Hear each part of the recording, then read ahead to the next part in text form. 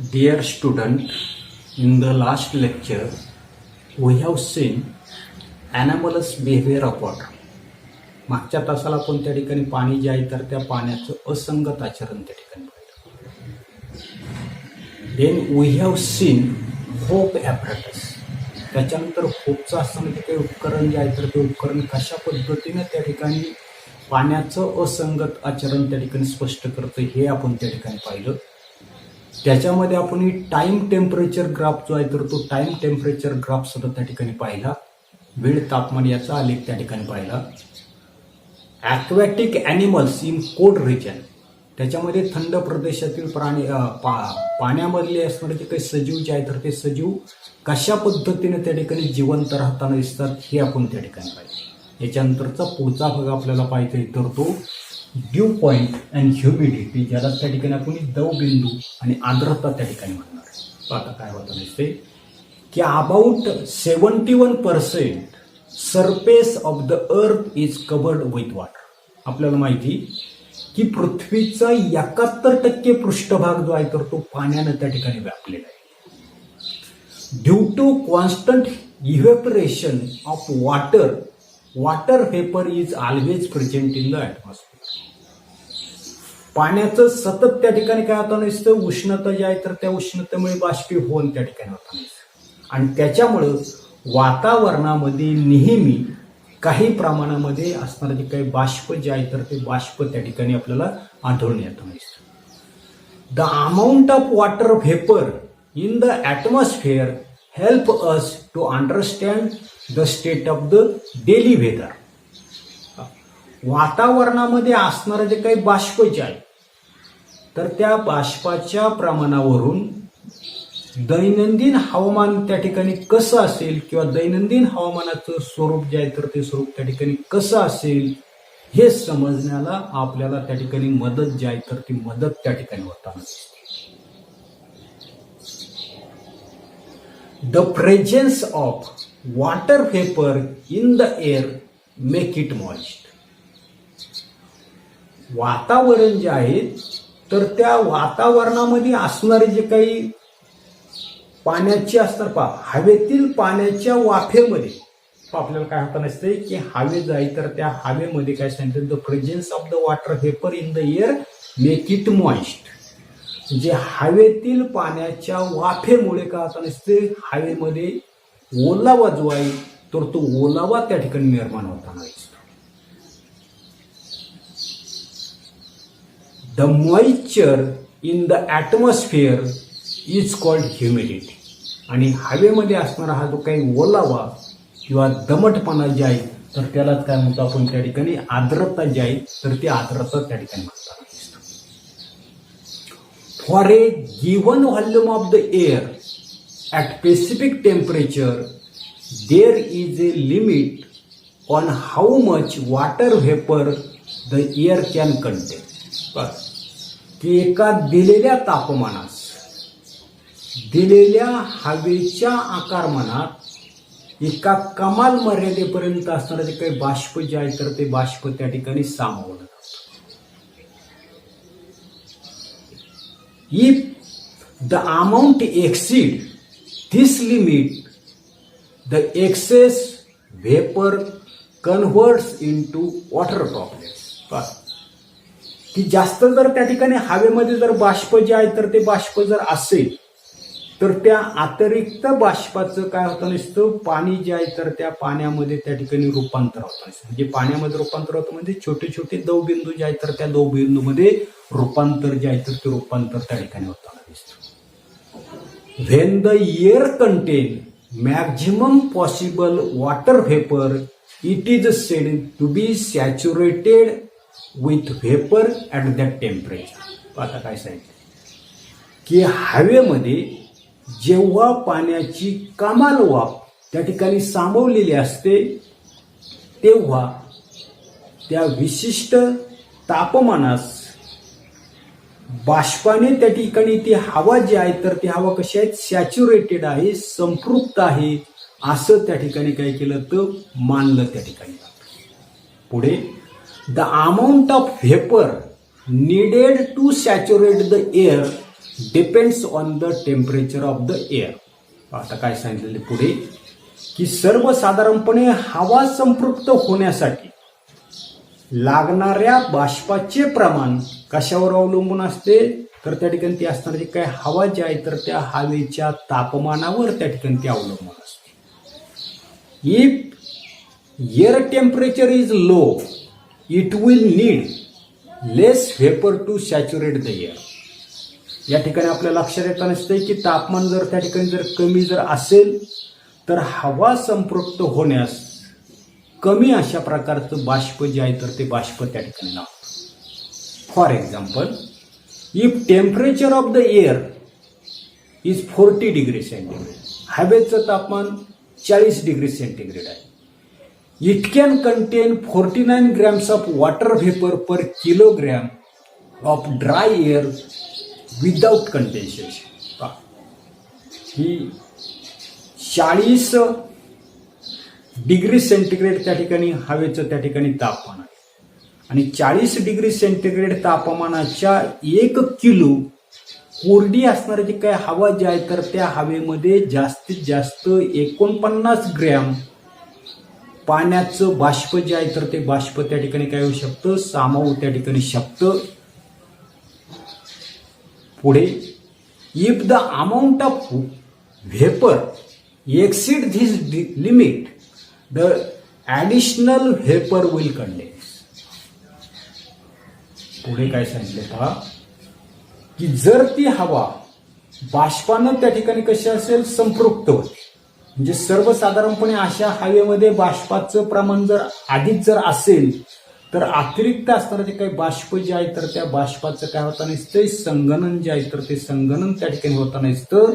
हाऊएव्हर if the amount of if the temperature of the air is 20 degrees centigrade, it can contain only 14.7 grams of water vapor per kilogram of dry air without condensation.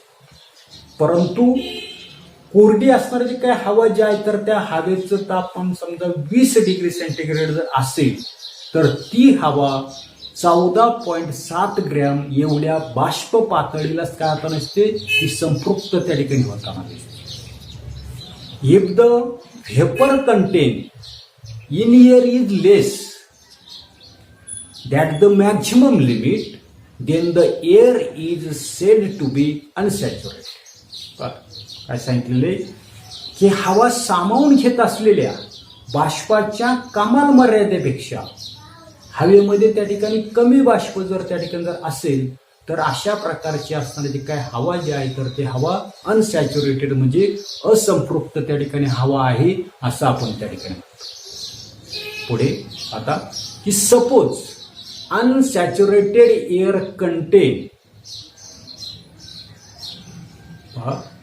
Suppose unsaturated air at a certain temperature is taken and its temperature is decreased, a temperature is reached at which the air becomes saturated with vapor and this temperature is called the dew point temperature.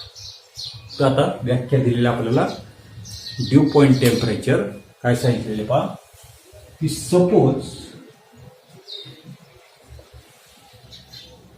unsaturated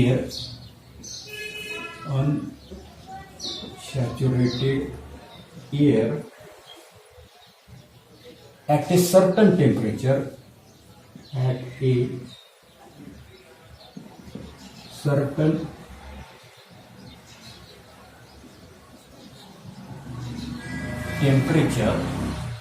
is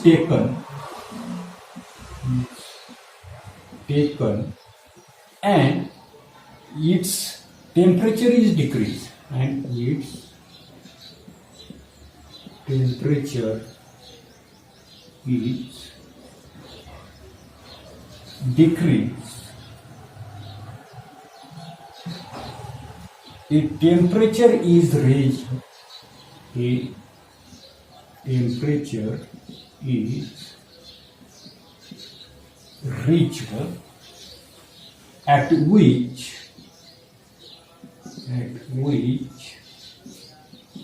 the air becomes saturated, air becomes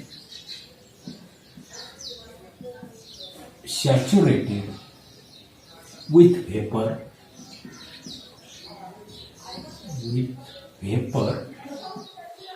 this temperature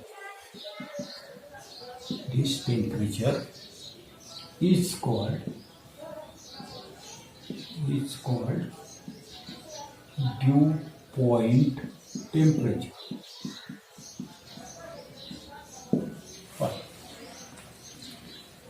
की एका विशिष्ट तापमानाची असंपृक्त हवा आपण त्या ठिकाणी घेतली आणि तिचं तापमान कमी करत त्या ठिकाणी नेलं. तर तापमान कमी होताना ज्या तापमानास हवा काय होताना ते बाष्पानं त्या ठिकाणी संपृक्त होते, सॅच्युरेटेड होते, तर त्या तापमानास काय म्हटलेलं आपण ड्यू पॉइंट टेम्परेचर त्या ठिकाणी. The vapour content in air is measured using a physical quantity called absolute humidity. काय म्हटलेलं आहे? Absolute humidity.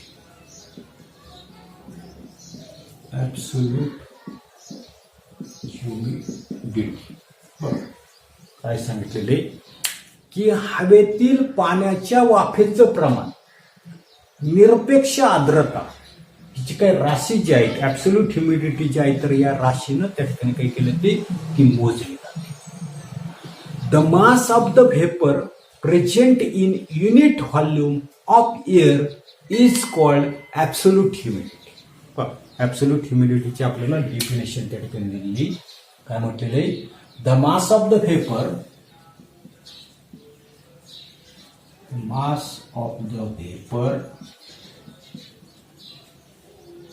essentially mass of the vapor present in unit volume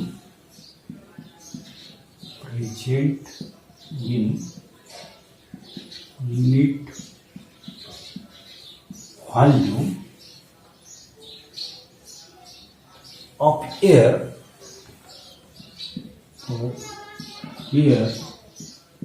is called absolute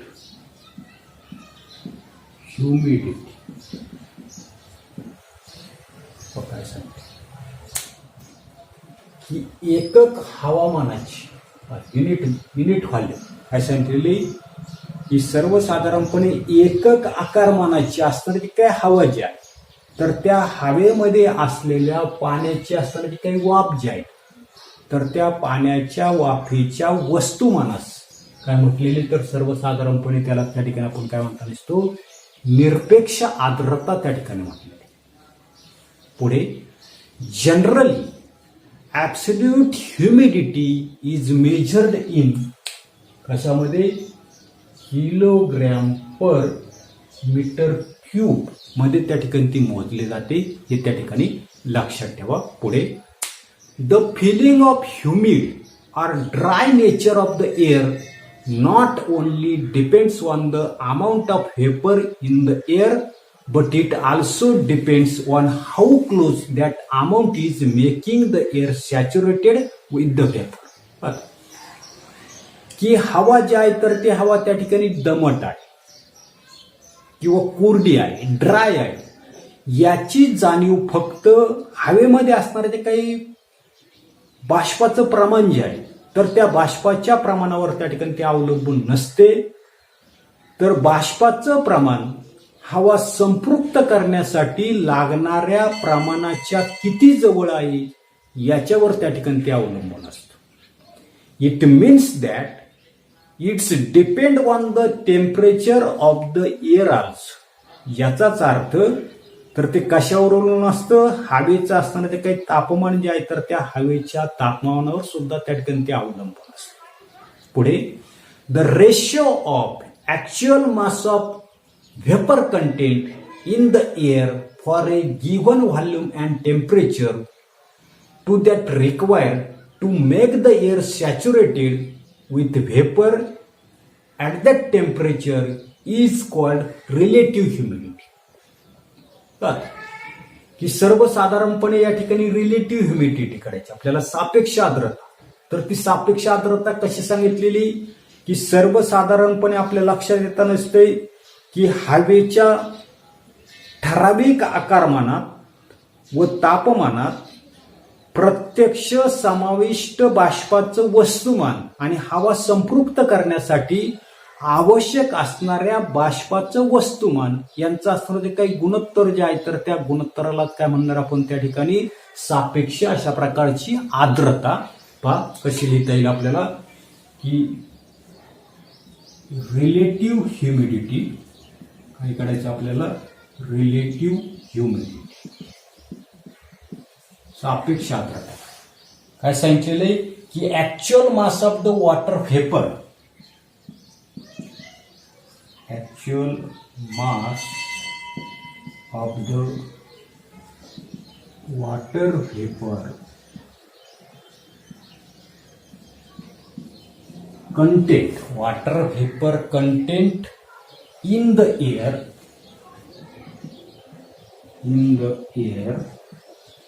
at given volume,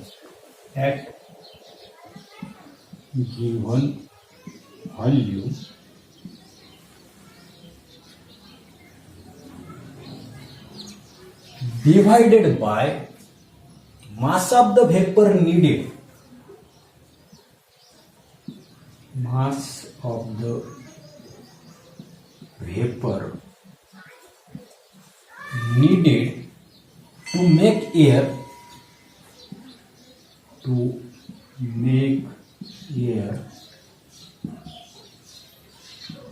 saturated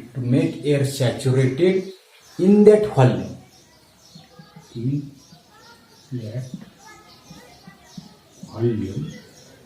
into, आता या ठिकाणी आपल्याला percentage म्हटले जातं आणि म्हणून याला काय करणार आपण 100 जे आहे तर ते 100 त्या ठिकाणी मल्टिप्लाय की शेकडा सापेक्ष आर्द्रता.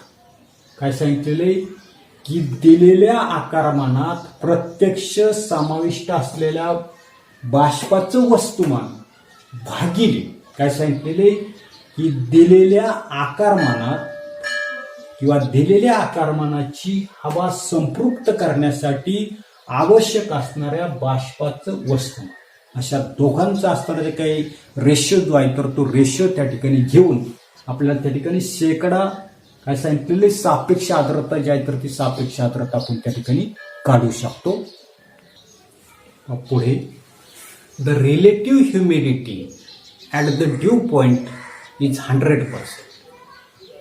जे या ठिकाणी दवबिंदू तापमान जे आहे तर त्या दवबिंदू तापमानास आर्द्रता जी आहे तर ती 100% त्या ठिकाणी असते. If the relative humidity is more than 60% we feel that air is humid.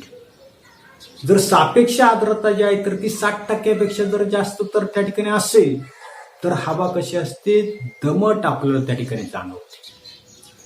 If the relative humidity is less than 60%, we feel that air is dry. आणि जर सापेक्ष आर्द्रता 60% त्या ठिकाणी कमी असेल तर हवा जी आहे तर ती हवा कशी जाणवते आपल्याला त्या ठिकाणी, कोरडी त्या ठिकाणी जाणवते. आता काय सांगितलेले की सर्वसाधारणपणे रिलेटिव्ह ह्युमिडिटी जी आहे, नीट लक्षात ठेवा की रिलेटिव्ह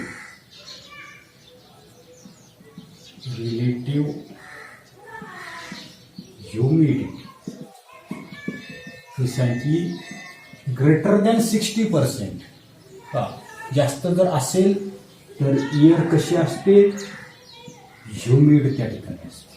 बरोबर, कशी असते, ह्युमिड म्हणजे हवा जी आहे तर त्या हवा आपल्याला दमट जाणवते. त्याच्यानंतर असताना ती काही रिलेटिव्ह ह्युमिडिटी लेस दॅन 60%, कशी असेल, लेस दॅन 60% असेल तर एअर जी आहे तर ती एअर कशी असते तर त्या ठिकाणी ड्राय असते. हे तुम्ही त्या ठिकाणी लक्षात ठेवा. पुढे आता की during winter season you may have observed a white trail at the back of the flying plane in the clear sky. की हिवाळ्याच्या कालावधीमध्ये निरभ्र अशा प्रकारचं असणारे काही आकाश जे आहे तर त्या आकाशामध्ये उंचावरून उडणारं ते काही विमान जे आहे तर त्या विमानाच्या मागे पांढरा पट्टा, त्याला त्या ठिकाणी म्हटलेलं व्हाईट ट्रेल निर्माण झालेलं तुम्ही प्रत्येकाने त्या ठिकाणी पाहिलेलं असेल. आता हे असं का तयार होताना सोपा की as the plane flies the vapour released by the aeroplane engine condenses and forms clouds. ज्या वेळेला ते विमान जे आहे तर ते विमान त्या ठिकाणी उडत असतं, तर त्यावेळेला इंजिन जे आहे तर त्या इंजिनाच्या मधून किंवा इंजिन पासून निघणारी जी काही वाफ जी आहे तर त्या वाफेचं संगणन म्हणजे कंडेन्सेशन होऊन ढग जे आहे तर ते ढग त्या ठिकाणी म्हणजे पांढरा अशा प्रकारचा पट्टा जो आहे तर तो पट्टा त्या ठिकाणी तयार होताना दिसतो.